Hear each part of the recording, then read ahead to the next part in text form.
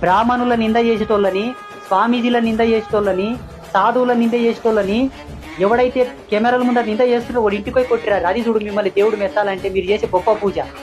సాధువుల మీద బ్రాహ్మణుల మీద ఏడ్చే హక్కు మీకు ఎవడిచ్చింది? ఏం తెలుసు మీకు బ్రాహ్మణుల గురించి?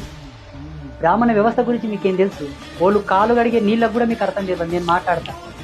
Why I'm a Dalit. నేను ఒక దళితుణ్ణి.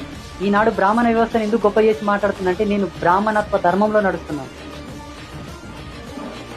బ్రాహ్మణులను నిందించే హక్కు ఎవరికి లేదు.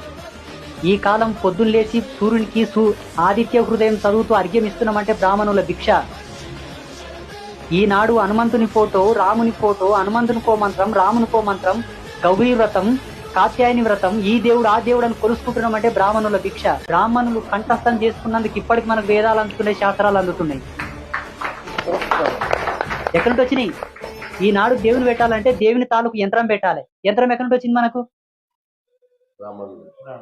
టీవీలలో బ్రాహ్మణుల నింద చేసుకుని ఇంటికి పోయి కొట్టిరారు.